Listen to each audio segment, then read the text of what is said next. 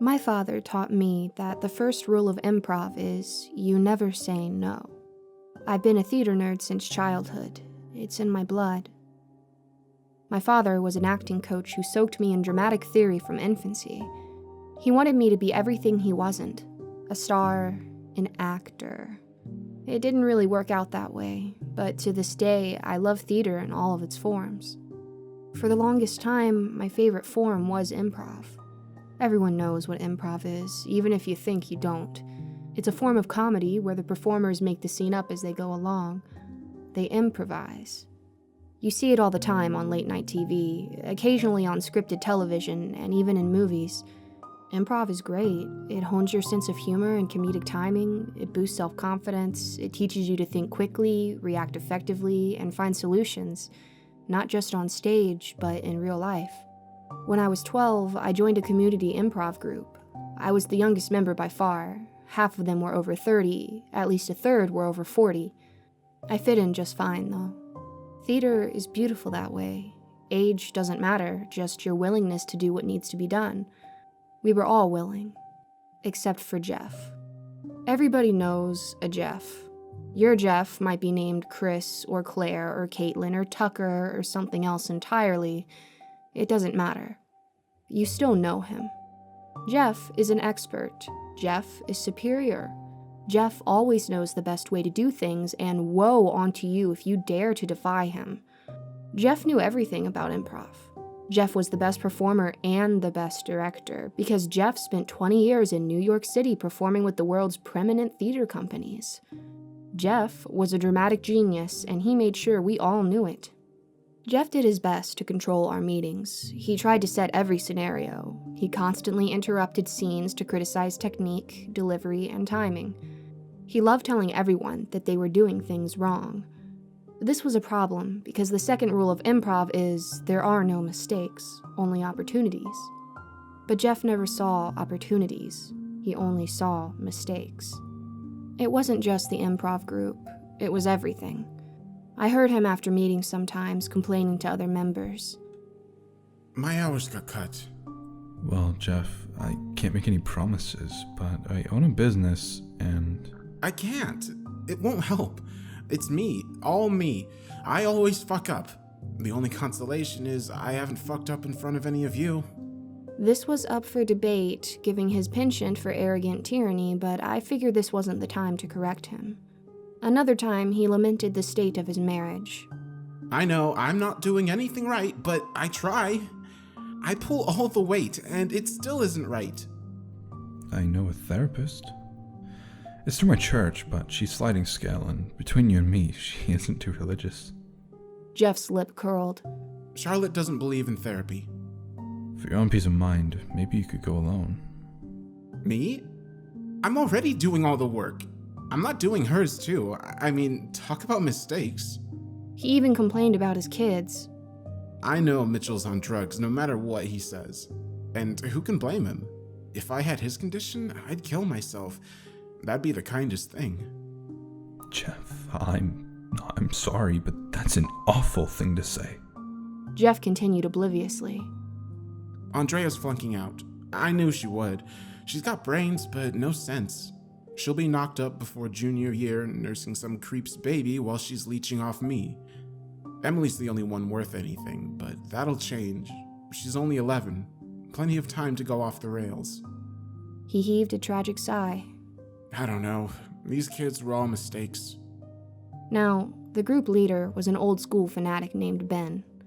Ben had obviously met many Jeffs in his life because he got Jeff under control after just a few meetings. Jeff still misbehaved, but didn't constantly spiral out of control. Ben was very kind to Jeff, going as far as to let him set a couple scenarios each meeting. Even so, if Jeff was feeling especially pissy, he'd shut us down with one-word answers. Then he'd grin while his scene partners faltered, taking pleasure in their inability to keep the performance afloat without him. I still remember the way his eyes looked when he did this. Wide, slate gray, glittering meanly. See, one-word answers are improvisational kryptonite. That's why the third rule of improv is don't ever stop at yes. Believe it or not, it's not enough to just say yes. You have to add something to the dialogue or the performance stalls. For example, you can't stop at, "Yes, Diane." You need more. Something like, "Yes, he'll be here in 10 minutes or so. For the love of God, help me hide the body." Or, "Yes, I forgot to wash the car, but we wouldn't need to wash it in the first place if you hadn't kidnapped Stort's monkey." Jeff didn't like this rule because it meant he had to rely on us. I guess you could say teamwork was Jeff's kryptonite. Unsurprisingly, the entire group was overjoyed when Jeff stopped attending. Everything became brighter. The scenario seemed better, the dialogue more authentic. Old members, the one Jeff had chased away, returned. Newcomers joined us. I even talked my friend, Em, into coming. Bringing Em was my dad's idea. Her parents were divorcing, and she was quiet. "Quiet kids," he said, "always got the shaft. Invite her," he said, "it'll be fun." Em, unfortunately, was a hard sell. I'd complained about Jeff for so long that I'd spooked her a little. "What if he comes back?" she asked. "He won't," I assured her. Ben wouldn't let him. Em finally smiled, gray eyes crinkling happily. "Okay, but you have to pick me up and drop me off. Is that okay?" "Of course." I was ecstatic. Finally, I'd have a friend my age at Improv group. It was cause for celebration. So I was crushed when nobody answered the door. I knocked for several minutes, stopping only when I realized I was running late. I tromped back to the car, fighting back unreasonable tears. My dad said not to worry about it, that she'd probably come next time. I forgot my distress once I reached the theater. Improv group and acting in general have that effect. It's impossible to stay focused on yourself when there are characters to discover and people to become.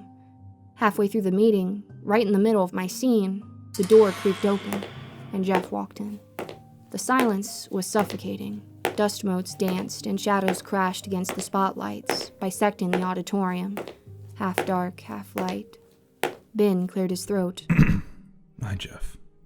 Hi. Jeff shuffled forward. I cringed. Even in the darkness, it was clear his hair was greasy and slicked back, his clothes filthy. Sorry I'm late. Got stuck at my ex-wife's place. He plopped into a seat at the end of the first row. Keep going. I did my best, but my voice shook and my delivery was awful. I couldn't think. It was because of Jeff. Not just the fact that he was there, but his aura. Negativity rolled off him in waves, thick and noxious as poison gas. Every flat joke and shrill word made him tense. His shoulders came up high, he crossed his arms, he tapped his foot, he scowled. It drove me to anxious incoherence. Finally, Ben said, Jeff, can I talk to you? Jeff threw his hands back and screamed. Shut the hell up! Silence again, thick and heavy. Ben drew a deep breath. Jeff, I need you to leave. Jeff shot out of his seat. I'm not leaving. I'm staying right the fuck here, and I'm running a scenario. Then we'll all leave instead, said Ben. Jeff reached into his belt and pulled out a pistol. People screamed. My scene partner darted off stage. I wanted to follow. I longed to follow. But I was paralyzed. I was trapped. No, you'll all stay where you are. We're doing a scene. You! Jeff pointed the gun at me. I wish I could say I ducked or ran or even prayed. But I didn't. I just stared. You're gonna be in the scene, got it? You're 11 years old and your name is Emily. You're smart like your dad, but you hate him. He clucked his tongue sympathetically. You really, really hate him. You! He painted the gun at a college student named Tyler. Your name is Mitchell. You're 23. You're a mentally deficient fuck-up, and you hate your father. Tyler whimpered. Up! On stage, right now! Or should I shoot her? He trained the gun on me again and strode forward. I nearly fainted. His slick hair was thick with congealing blood and dark strings of viscera. Blood spattered his face and his clothes. His shoes and the hem of his pants were soaked in it. Tyler covered his mouth and darted to the stage. Now! Jeff scanned the remaining classmates. You, on stage. A woman named Abigail staggered up beside me. Your name is Charlotte. You're 51. You're a fucking bitch, and you turned all your kids against your husband because you hate him. She uttered a small, dry sob. Jeff pointed at a teenager named Leah, who recoiled. You! She whimpered. Jeff snarled and charged forward. Ben tried to shield her, but Jeff shoved him out of the way. A brief scuffle ensued. I felt a wild moment of hope. Then I heard a gunshot. My ears rang for an instant, and then everything became curiously muffled. Ben cried out, then slumped to the floor. Jeff kicked him away and grabbed Leah. She fought and screamed. He bared his teeth and pressed the gun to her head. Shut up, Andrea! He hissed. Shut up now! She fell silent. Jeff dragged her on the stage. Then he tucked a lock of blood-soaked hair behind his ear and turned to the auditorium. The scenario, He announced, is your typical family having a typical fight. The bitch wife left her husband months ago. Out of respect for the mother of his children, the husband stayed away, but he misses his kids. He wants to see his kids, so he came to see his kids. He pulled a grotesquely exaggerated expression. But the bitch wife turned his kids against him, poisoned their minds with sick lies. That's where we are now. That's where we are. His voice tore through my head like a hurricane. I closed my eyes. Everyone clear? Silence, except for muffled crying and Ben's wet, labored breathing. Good. Jeff said. Lights up. He bowed his head, then bounded toward Abigail. Their voices, his wheedling at first, then furious, hers only terrified, filled the auditorium. I tried to listen, but couldn't make sense of the sounds. I tried to see, but my eyes wouldn't focus. They kept sliding up, down, left, right, anywhere but them. Abigail screamed. I jerked to face her and watched, stunned, as Jeff brought the gun down on her temple. 1, 2, 3, 4, 5 times, until she lay dazed and mewling. Then he sloped toward Tyler. Mitch, don't cry, don't cry. She's lying to you. Tears squeezed from Jeff's eyes. I can prove it. I'll prove it to you if you come with me. Come stay with me. Jeff waited, watching Tyler with an expression that made my inside shrivel. Tyler choked. Okay, Dad. I'll stay. No! You don't stay! You come with me! He shoved him into the wall with such force the building seemed to shudder. Do you even want to come with me? Tyler tried to cover his face, but Jeff peeled his hands away and roared. You don't! You don't! You want to stay with that lying bitch! Go ahead! He threw Tyler into a corner. Stay right here! Right here! It's the biggest mistake you'll ever make, you freak! Tyler slid to his knees, sobbing. Jeff cast him a contemptuous look, then set his sights on Leah. He twisted his features into an exaggerated mow of pain. Andrea, you know she's lying. I never hurt you. You misunderstood. You misunderstood everything because you have no sense. So you just come with me. You want to come with me, don't you? Leah bolted off stage, screaming. No? Jeff shrieked, aiming the gun. Then fuck you! 3 deafening shots. My ears rang. Leah crumpled near the doors as my sense of hearing seemed to swallow itself. People screamed. Several huddled around her.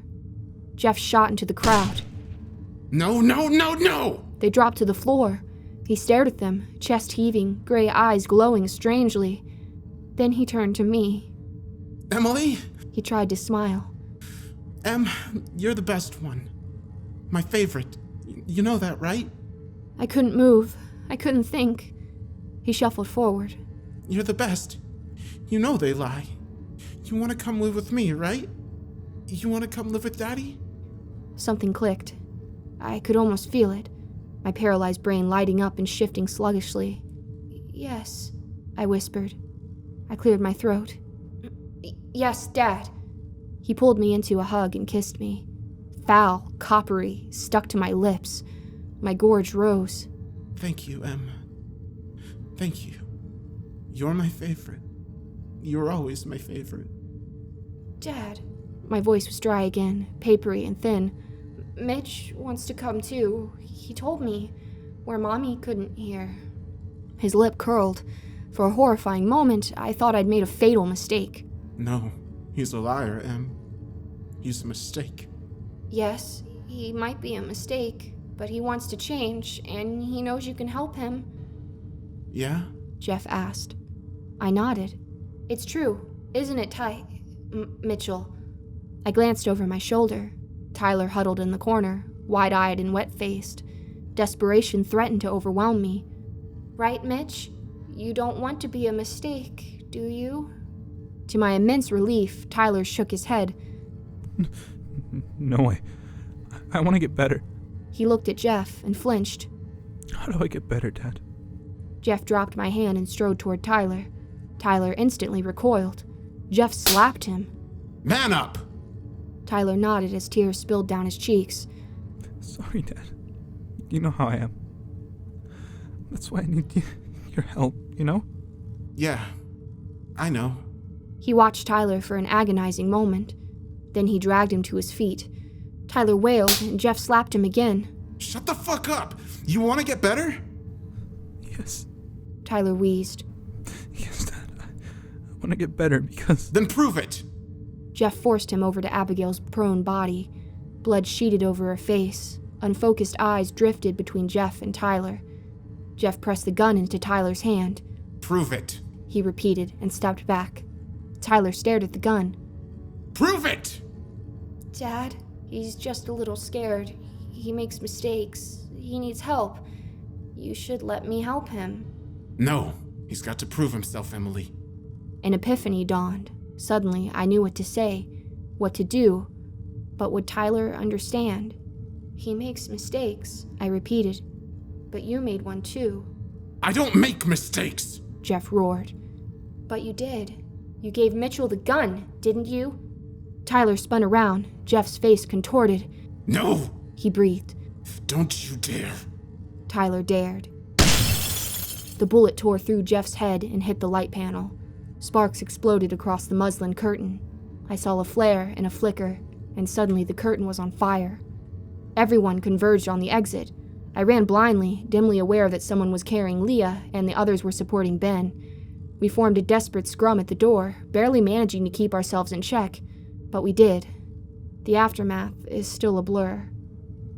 Ben, Leah, and Abigail survived. Jeff did not. Tyler's aim had been preternaturally true. I found out later that he was a target shooter. He and his mom went to the range every weekend. Talk about luck. I learned that Jeff killed his wife and children a few hours before recreating it at Improv group. My friend Em was his daughter. I hadn't known. I suppose it wouldn't have made a difference either way. I haven't done improv since. I still remember the rules, though. I think I'll always remember the rules.